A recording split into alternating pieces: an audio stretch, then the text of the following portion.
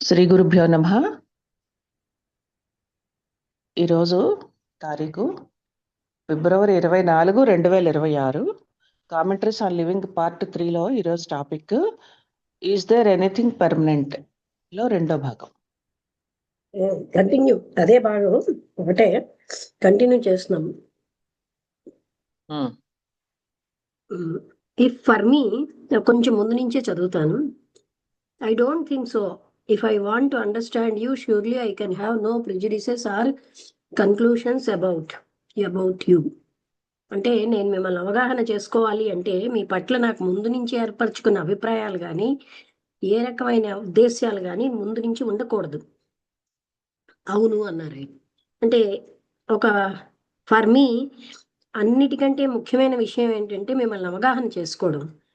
ఈ అర్జెన్సీ అన్నది నాకున్నటువంటి అన్ని అభిప్రాయాలని ప్రిజుడిస్లు అన్నిటినీ మీకోసం వాటికి అతీతంగా వెళ్ళినప్పుడే the very sense of urgency over rights.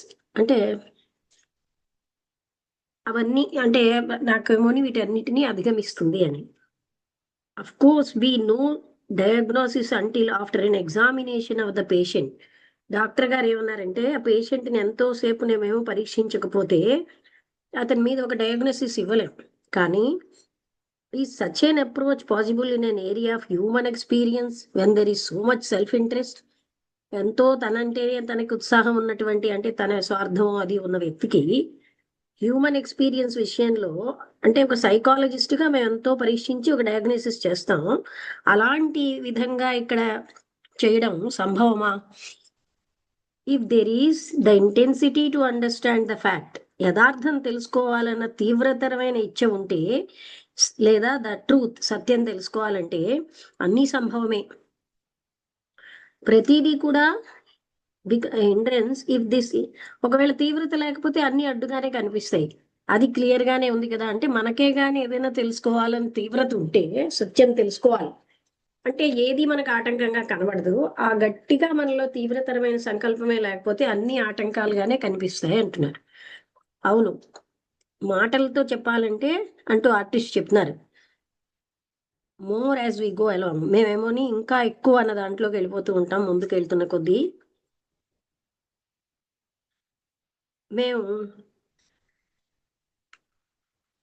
ఒక పర్మనెంట్ స్టేట్ ఉందా లేదా అనే విషయంలో మనకిప్పుడు బట్ ద యాక్చువల్ ఫ్యాక్ట్ అది కాదు. ఇక్కడ we're trying to find out ఒక శాశ్వతమైనది ఉందా లేదా అన్నది కాదు. మనకి మనం చూస్తున్నది ఏంటంటే యాక్చువల్గా యథార్థం ఏంటి, ఆ విషయంలో ఉన్న సత్యం ఏంటి.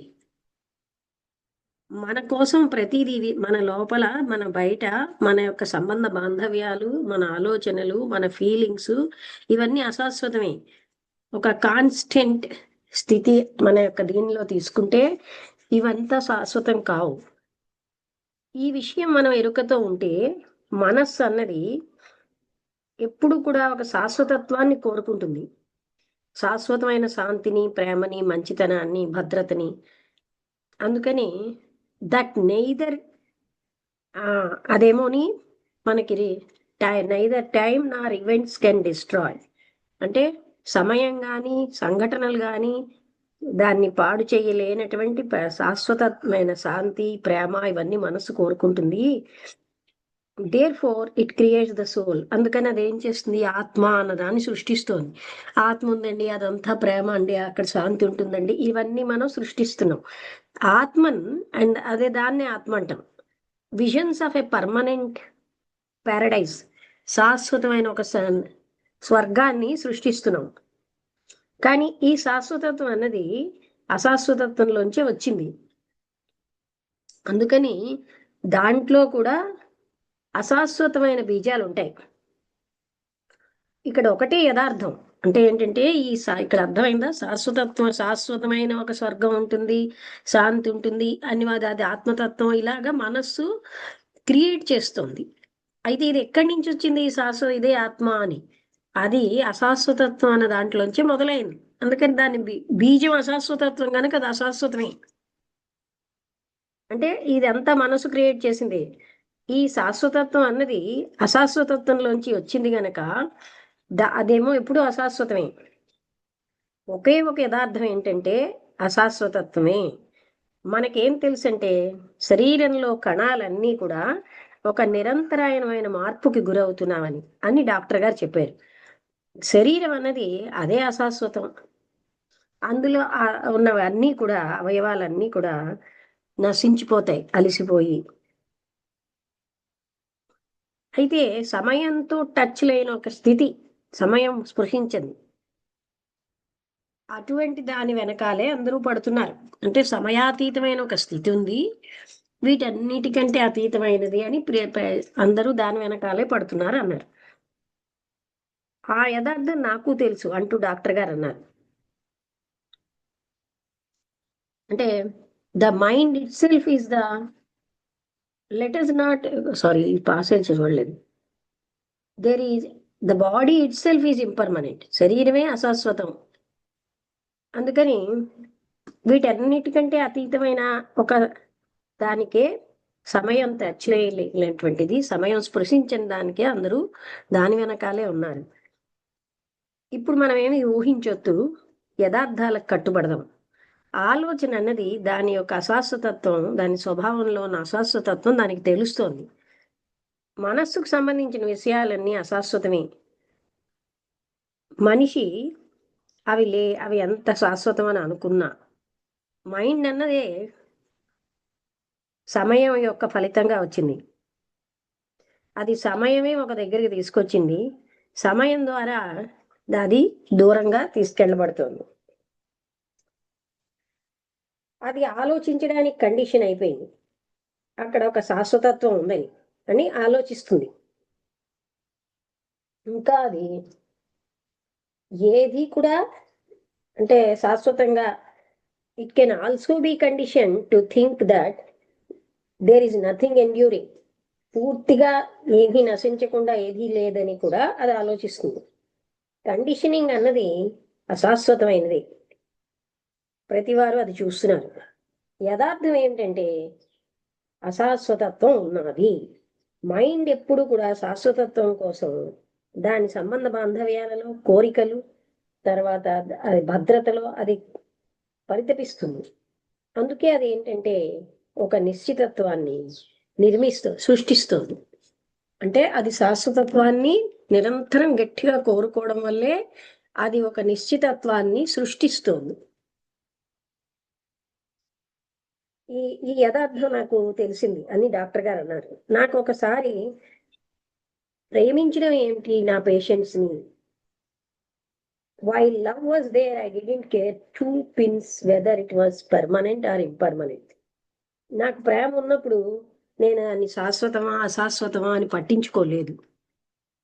బట్ నా ఇప్పుడు మాత్రం అది వెళ్ళిపోయింది ఆ ప్రేమ. నేనేంటంటే ఇప్పుడు అలాగా సహిస్తున్నట్టున్నాను. శాశ్వతత్వం కోసం కోరిక వ్యక్తికి అశాశ్వతత్వాన్ని అనుభవించేకే మొదలవుతుంది అన్నారు. అయితే శాశ్వతమైన స్థితి అంటూ లేనే లేదంటారా అంటే సృజనాత్మకమైన ప్రభావం అని ఆర్టిస్ట్ అడిగాడు. ఇప్పుడు దాన్ని మనం బహుశా అవగాహన చేసుకుందాం. మొట్టమొదటిగా క్లియర్గా సమయాన్ని మనస్సును తయారు చేసిందని చూసాం. మనస్సు అన్ని దగ్గరికి పెట్టినప్పుడు అశాశ్వతత్వాన్ని ఒక దగ్గర పెడుతోంది. ఈ అశాశ్వతత్వం అన్నది క్షణభంగురమైన అనుభవం. అదే శాశ్వతత్వం అని దాన్ని పిలుస్తోంది. ఆ స్థితి ఒకసారి అనుభవించాక అది గుర్తు చేసుకుంటుంది, కోరుతుంది. దానికి తెలుసున్న దాని నుంచి జ్ఞాపకం అన్నది ప్రొజెక్ట్ చేస్తుంది పర్మనెంట్ స్థితిని. అంటే మెమొరీ, జ్ఞాపకాలన్నీ ఒక దగ్గర కలిసి అదే శాశ్వతత్వం అంటుంది. ఆ ప్రొజెక్షన్ అన్నది మనస్సు చేసేది. అది కూడా మనస్సు యొక్క పరిధిలోకి వచ్చింది. అదంతా కూడా అశాశ్వతమైంది. నేను ఇప్పుడు గ్రహిస్తున్నాను, మనస్సు నుంచి ఏది పుట్టినా అది కాన్స్టెంట్ స్టేట్, నిరంతరంగా మారుతూ ఉంటుంది అని డాక్టర్ గారు అన్నారు. కానీ ప్రేమ అన్నది ఉన్నప్పుడు మనస్సు నుంచి ఉత్పత్తి అవ్వదు అది. కానీ ఇప్పుడు అది మనస్సు యొక్క విషయం అయిపోయింది జ్ఞాపకం ద్వారా. మనస్సు ఇప్పుడు ఏమిటి కోరుతోంది అంటే ద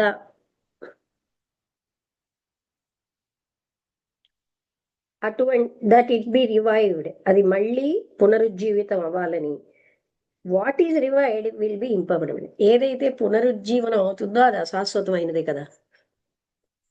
ఈ విధంగా దట్ ఈస్ పర్ఫెక్ట్లీ రైట్, అది నిజమే. లాయర్ గారు అన్నారు, నేను ఇప్పుడు అది క్లియర్గా చూస్తున్నాను. నా బాధ అన్నది remembering the things that should not be, జ్ఞాపకం ఉంచుకో అక్కర్లేనివి జ్ఞాపకం ఉంచుకుంటున్నాను. తర్వాత కావలసినవన్నిటిని, ఉండవలసిన వాటిని గట్టిగా తీవ్రంగా కోరుతున్నాను. ఐ నెవర్ లీవ్, అంటే నేను కోరుతున్నాను లేకపోతే జ్ఞాపకాల్లో ఉంటున్నాను, కానీ నేను ప్రెజెంట్లో ఉండటం లేదు. I never live in the present అన్నారు. But either in the past or in the future, అంటే భవిష్యత్తులోనో గతంలోనో జీవిస్తున్నాను. నా మనస్సు అన్నది ఎప్పుడు సమయంతో బంధితమైపోయింది. ఇప్పుడు ఆర్టిస్ట్ అన్నారు, నాకు అర్థమైనట్టుంది, మనస్సు దానికి ఉన్న అన్ని కన్నింగు, తర్వాత ఎన్నో క్లిష్టమైన అన్ని క్లిష్టతలు, దాని గొప్పలు, అసూయలు, ఇదంతా కూడా ఒక సెల్ఫ్ అంటే మనస్సు మనకి మనమే వ్యతిరేకతలతో కూడిన ఒక సుడిగుండం అనిపిస్తుంది. అప్పుడప్పుడు అది ఒక హింట్ పొందుతూ ఉంటుంది దాని యొక్క నాయిస్ క్యావల్ నుంచి. అది ఏదైతే పొందిందో అదే జ్ఞాపకంగా అయిపోతుంది. ఇలాంటి జ్ఞాపకాల యాషెస్, అంటే బూడిదలతో మనం జీవిస్తున్నాం.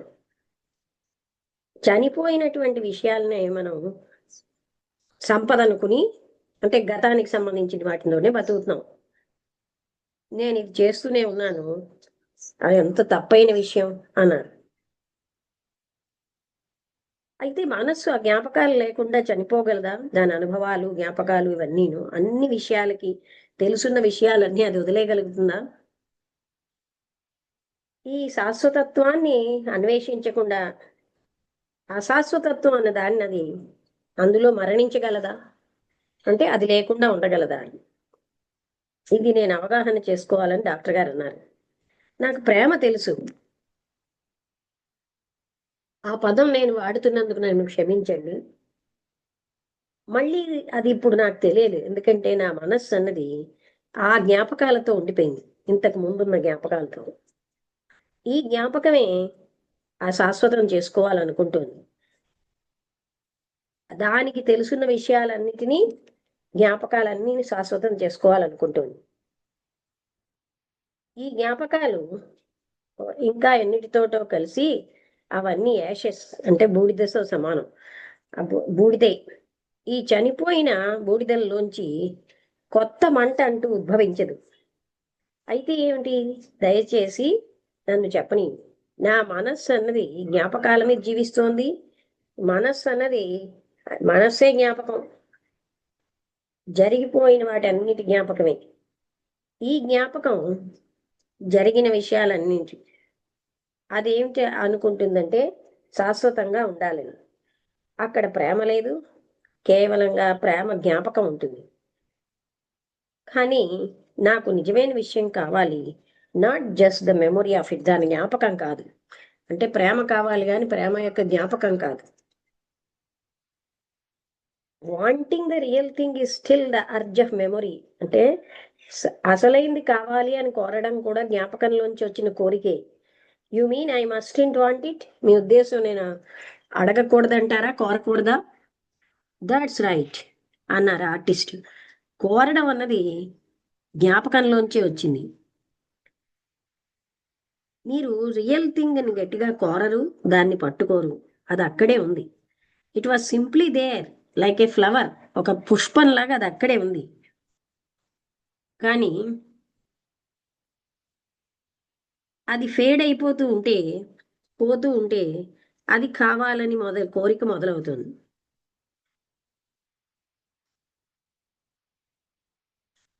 అది కావాలని కోరడం అంటే జ్ఞాపకం యొక్క బూడిదలు కోరుతున్నాం. ఉన్నతమైన క్షణం అనేది నేను కోరుకుంటుంది అది సత్యం కాదు. నా కోరిక జ్ఞాపకాలలోంచి వస్తుంది. ఒకసారి జరిగినటువంటి జ్ఞాపకాలలోంచే నా కోరిక ఉద్భవించింది. అయితే మళ్ళీ నేను కోరికలు అనే దాంట్లో వెళ్ళిపోయాను. అదే అజ్ఞానం, డార్క్నెస్. ఈ కోరిక అన్నది జ్ఞాపకం. తెలుసున్నదాన్ని అన్నది లేకపోతే కోరికే లేదు. ఇంతకు ముందు జరిగిన వాటినే మనం కోరుతున్నాం. ఈ కోరిక అన్నది నేను బలపరుస్తుంది, సెల్ఫ్ని, ఈగోని. అయితే ఈ మనస్సు అన్నది తెలుసున్నదంతా వదిలేయగలదా? ఆ తెలుసున్నదే శాశ్వతత్వాన్ని పొందాలనుకుంటుంది, దాన్ని వదిలేయగలుగుతుందా? అదే నిజమైన సమస్య. తెలుసున్న దానికి చనిపోవడం అంటే మీ ఉద్దేశం ఏమిటి అని అడిగారు డాక్టర్ గారు. To die to the known అంటే తెలుసున్న దానికి చనిపోవడం అంటే కొనసాగింపు, నిన్నటి కొనసాగింపు లేకుండా ఉండడం. దేనికైతే కొనసాగింపు ఉంటుందో అది జ్ఞాపకమే. దేనికైతే కొనసాగింపు లేదో అది శాశ్వతమైంది కాదు, అశాశ్వతమైంది కాదు.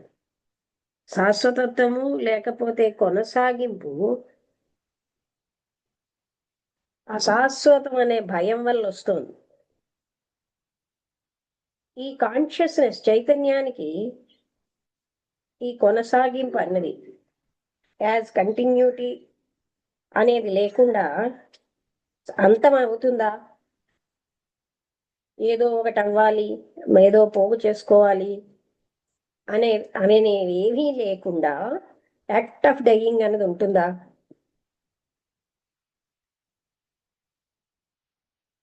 ఇంతకు ముందు ఏమైంది, ఏం జరగాలి, ఇవన్నింటి జ్ఞాపకాల్లోంచే మనకి ఏదో ఒకటి అవ్వాలన్న ఫీలింగ్ ఉద్భవిస్తోంది. అప్పుడు ప్రెజెంట్ని ఒక పాసేజ్గా, గతానికి భవిష్యత్తుకి మధ్యలో పాసేజ్గా వాడుతున్నాం. తెలుసున్నది చనిపోవడం అంటే సంపూర్ణంగాను మనస్సు నిశ్చలం అవడమే. ఆలోచన అన్నది కోరిక అనే ప్రెషర్లో ఉంటుంది, అది ఎప్పుడు నిశ్చలంగా ఉండదు. నాకు ఇప్పుడు అవగాహన చేసుకున్నాను, నేను ఫాలో అవుతున్నాను.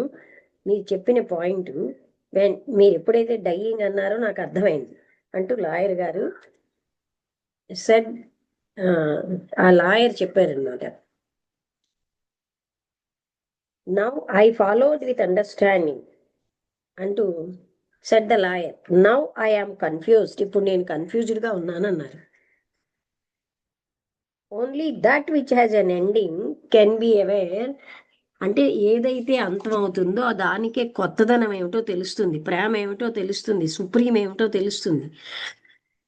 దేనికైతే కొనసాగింపు ఉందో శాశ్వతత్వం అన్నది జ్ఞాపకమే. మైండ్ అన్నది చనిపోతేనే గతానికి అంటే గతం అంతా పోవాలి. అప్పుడు మనస్సు అంతటినీ ఒక దగ్గర పెడితే గతం చేత పెట్టబడిన మనస్సు అంతా పోవాలి.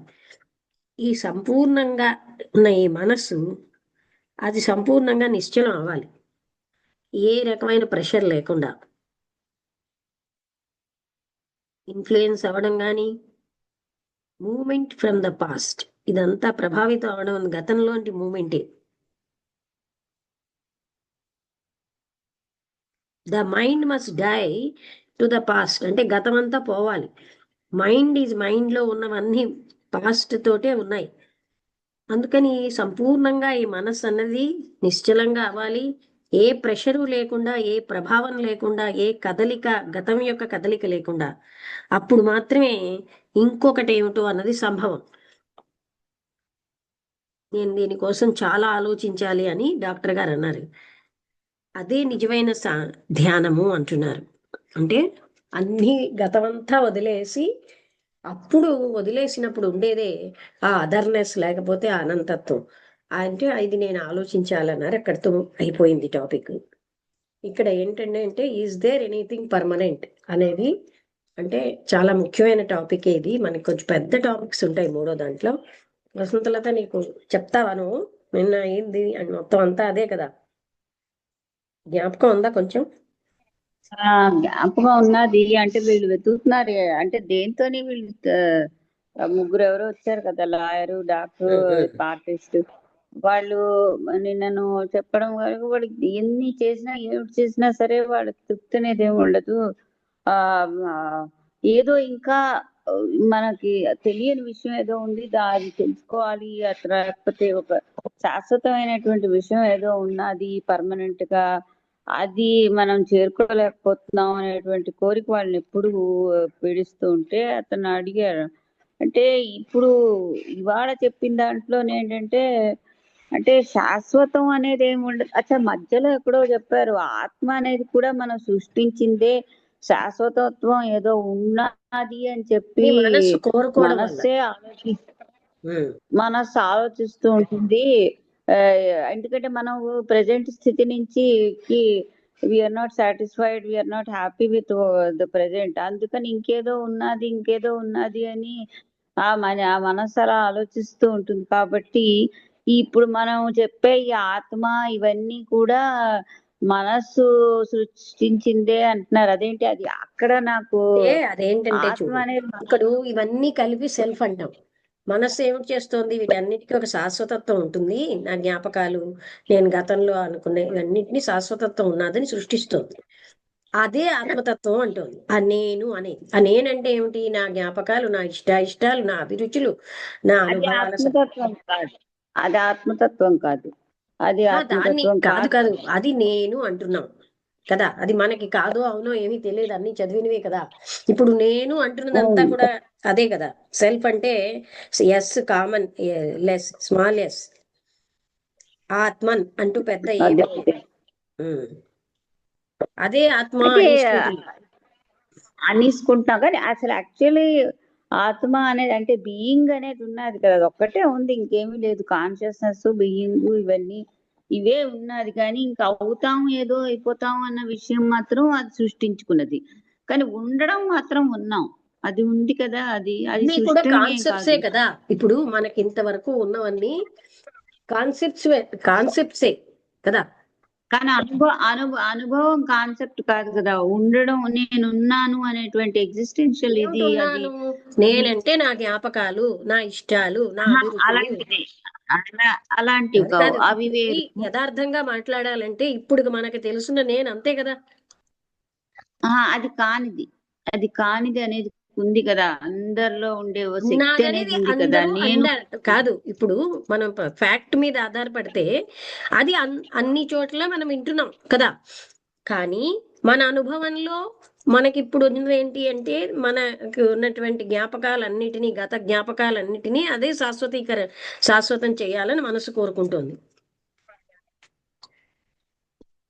అంటే అది కాదు, అది ఇది లేకపోవడం అంటూ ఏం లేదు కదా, అది నేను అంటున్నాను.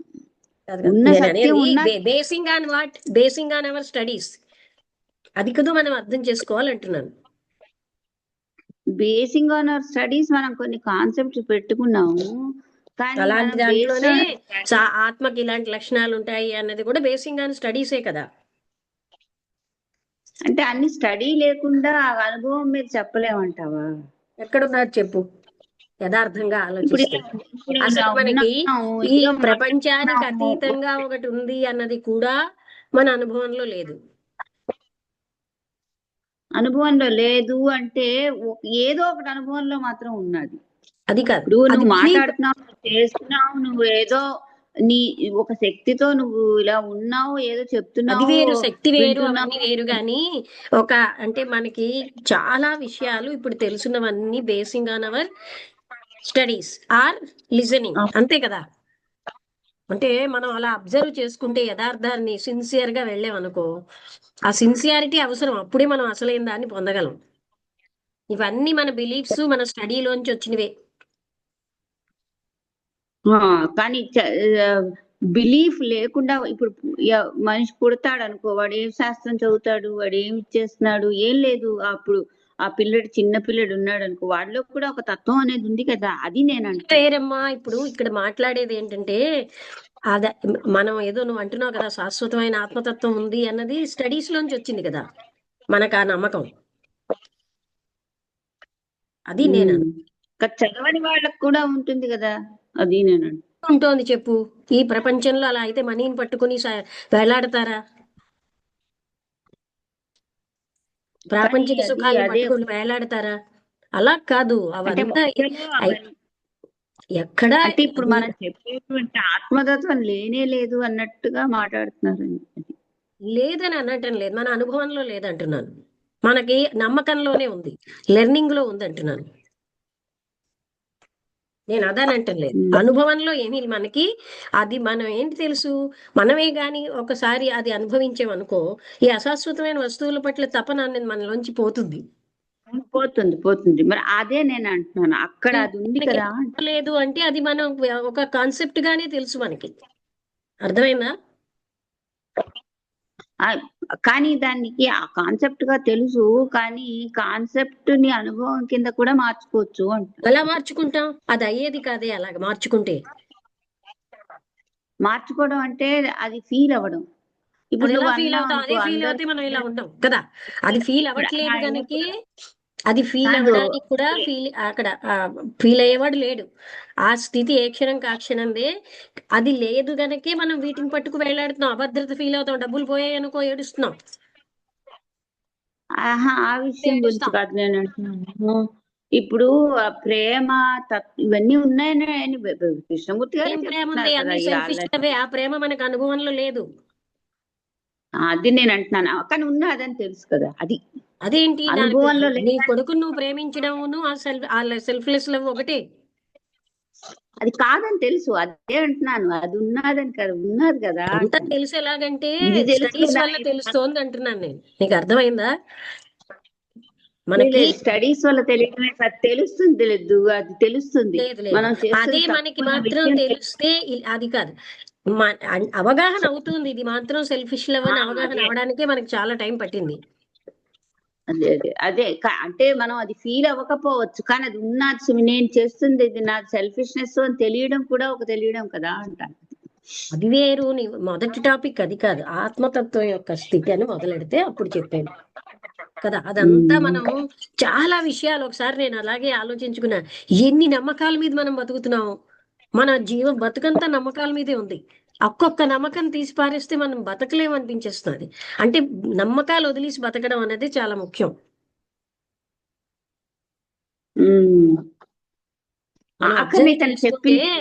చూడు, పక్క వాళ్ళు నన్ను ప్రేమిస్తున్నారు, అదొక నమ్మకం. వాళ్ళు ప్రేమిస్తున్నారో లేదో, నా పిల్లలకి నేను అభిమానం, అదో నమ్మకం. ఇలాంటి వాటి మీద మనం బతికేస్తున్నాం. అవును, బతుకుతున్నాం, కానీ దాని నుంచి కూడా బయట పాయింట్ ఏంటంటే నమ్మకాల మీద బతుకుతున్నాము, కాన్సెప్ట్స్ మీదే ఉన్నది మన లైఫ్ అంతా అని చెప్తున్నాను. అనుభవం లెక్క ఎక్కడా లేదు కదా. లేదు, అనుభవంలో లేదు, కానీ దాన్ని మనం యాక్సెప్ట్ చేస్తున్నాం. చదివిన దాంట్లో అవును సుమా ఒక తత్వం ఉంది అని యాక్సెప్ట్ చేస్తున్నాం మానసికంగానే. అంటే అది కాదు కదా, మనస్సే కదా. ఇప్పుడు నువ్వు చెప్పేది మనస్సుతోటే కదా. మనస్సు యాక్సెప్ట్ చేస్తుంది ఒక శాశ్వతత్వం ఉంది అని.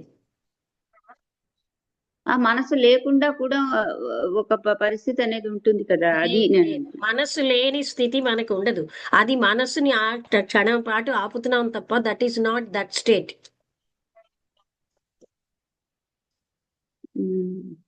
అలా కృత్రిమంగా ఆపడం వల్ల అది ఎప్పుడు దొరకదు. అందుకే వైరాగ్యం, కంప్లీట్ వైరాగ్యంలో సహజంగా వస్తుంది తప్ప అది అంతలాగా అంటే ఆ సహజమైన స్థితే లేదు అని, అది కూడా మనం అనుకున్నదే అంటున్నారని నేను. అనుభూతి లేదంటున్నాను, అది లేదని నేను అంటలేదు. నువ్వు అర్థం చేసుకో, మనకు అనుభూతి లేదు, మనం ఊహించి చదివి. అది నేను ఇందాక నుంచి చెప్పేది.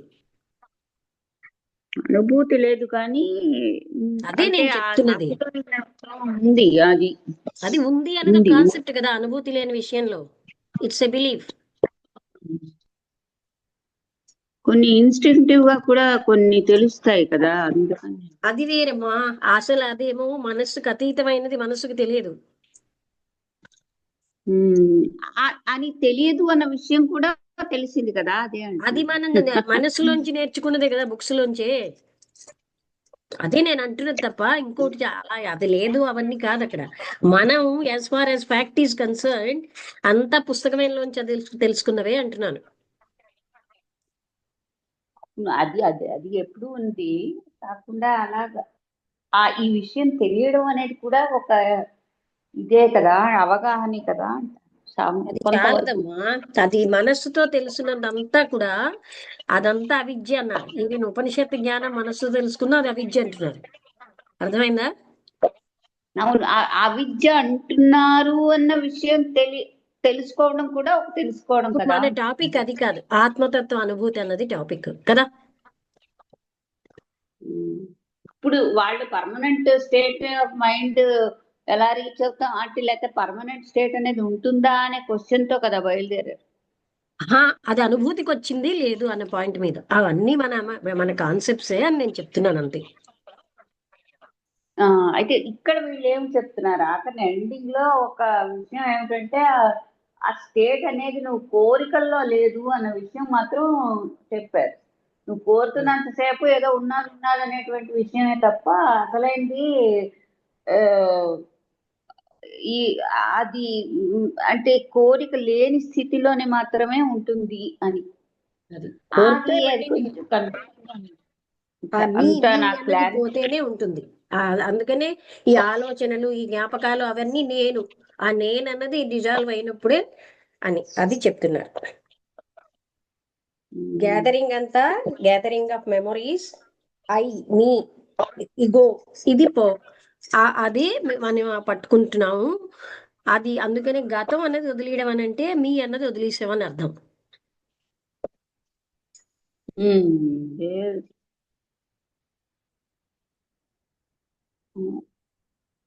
అంటే అంత అంటే అంత క్లియర్ గా రాలేదు కానీ పాయింట్ ఎప్పుడు చెప్తున్న విషయాలు చెప్తూనే ఉన్నారు. అది మరి ఎప్పుడు వీళ్ళు మనకు అనుభవంలో రాదు. వీళ్ళు ఏమిటి మనం ఎప్పుడు చెప్తున్నారని మనసు ఒప్పుకుంటుంది కానీ జ్ఞాపకము ఉండదు, అనుభవంలోకి రాదు కదా. అనుభవం ఉండదు, కానీ అది ఉండదు అన్న విషయం కూడా తెలుసు, ఉండదు. అందుకోసమే ఈ జ్ఞానం ప్రతినిత్యం ఎందుకు తెలుసుకోవాలంటే తెలుసుకున్న కంటే ఎక్కువ మర్చిపోతాం. ఇప్పుడు బాడీ నేను కానీ తెలుసుకున్నాం, ప్రతిరోజు తెలుసుకుంటాం, ప్రతి సెకండ్ లో వెయ్యో మర్చిపోతాం. నేను అనే ఆ మనసు డామినేట్ చేస్తూ ఉంటుంది. సెల్ఫిష్నెస్, సెల్ఫ్ అదంతా డామినేట్, అహం, ఇగో అది ఉంటుంది కదా, అది అది మనని ఉంటుంది కదా, బాగా ఎందుకని అది ఉంచుకుంటున్నాం కానీ ఉంటుంది అన్నది లేదు అక్కడ.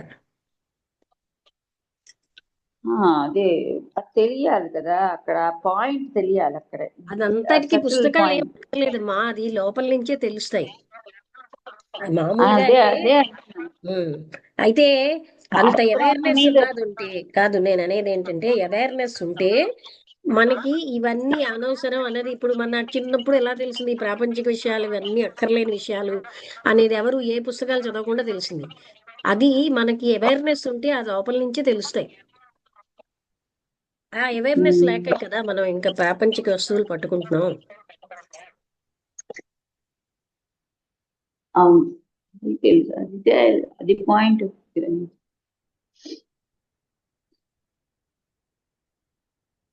ఏదైనా ఇందులో ఏం చెప్తున్నారంటే అదే అంటే ఈజ్ దేర్ ఎనీథింగ్ పర్మనెంట్ అంటే ఏది పర్మనెంట్ లేదు.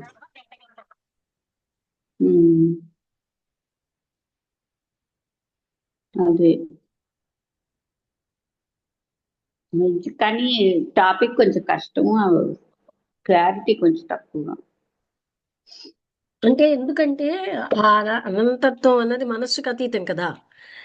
ఏది పర్మనెంట్ అనుకుని మనకు గట్టిగా ఉండిపోయాయో ఇవి ఏవి కావు పర్మనెంట్.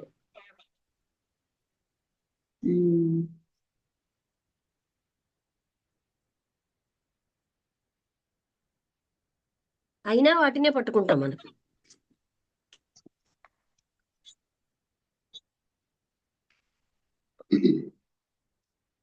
అంటే ఈ టాపిక్ ఇంకా అన్ని పార్ట్ 3లో 2 రోజులు చదవాల్సిన టాపిక్లే వస్తాయో ఏంటో. అంటే ఆ మధ్యలో అన్నారు ఈ ఆత్మ, ఈ పరబ్రహ్మతత్వం ఉంటుంది, అది శాశ్వతంగా ఉంటుంది, ఒక ఆనంద స్థితి ఉంటుంది, ఇవన్నీ కూడా మనం మనస్సు సృష్టించినవే అని చెప్తున్నారు కదా. అక్కడ కాదు, నాకు మనస్సుతో ఇదేమిటి ఇలా, తెలుసుకుంటున్నవే అంటారు. చూడు చూడు, ఇవన్నీ మనస్సుతో ఆమోదిస్తున్నాం కదా.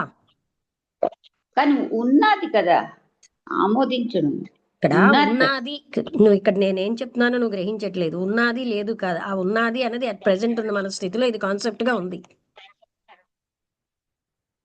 కానీ కాన్సెప్ట్ బియాండ్ ఉన్నది అంటే ఉన్నది కాబట్టి స్వర్గం మిగతా ఉన్నది వాటిని అనేది నెగ్లెక్ట్ ఒక కాన్సెప్ట్ చేస్తున్నాం. కదా. ఉన్నది కాబట్టి నెగెట్ చేస్తున్నాం, ఇది కాదు సుమి అని. అది నేను అది కాదు, అంటే కాదు అని అది నెగేట్ చేయాలి అన్నది కూడా వి లెర్న్డ్ కదా. అంటే సెల్ఫ్లెస్ స్టేట్ కూడా మనం క్రియేట్ చేసుకున్నదే అని చెప్తే నాకు అది ఏమిటా, ఎందుకు ఇలా అన్నారు? అంటే నేనేమంటున్నానంటే ఇవన్నీ చదవడం వల్ల కొన్ని ఆమోదిస్తున్నాం మనం, బట్ ఎక్స్పీరియన్స్ ఏమీ లేదు. అదే అవేళ బుద్ధుడు గారికి కూడా అదే కదా మరి నేను చెప్పింది. అంటే ఇవన్నీ మన ఎక్స్పీరియన్స్ ఉంటే బుర్రలో ఇలా ఉంటాం, జ్ఞానంగా ఉన్నాయి తప్ప దేర్ ఇస్ నో ఎక్స్పీరియన్స్. అది మనం ఎక్స్పీరియన్స్ లేదు, అవగాహన ఉంటే ఇలా చేసుకున్నాం అనుకో, అప్పుడు మనకి ఇవి జ్ఞాన రూపంలో బుర్రలో ఉన్నాయి అంతే, చదివినవన్నీ. ఉమ్, అది నేను చెప్తున్న పాయింట్. ఉమ్. నెక్స్ట్ టాపిక్ కూడా కొంచెం ఇలాగే, why this urge to possess, ఇది కావాలి అది కావాలన్న తపన ఎందుకు వస్తుంది, నాది అవ్వాలి అని. ఇది కొంచెం పర్వాలేదు, ఒక రోజులో అవుతుందేమో అనుకుంటున్నాను.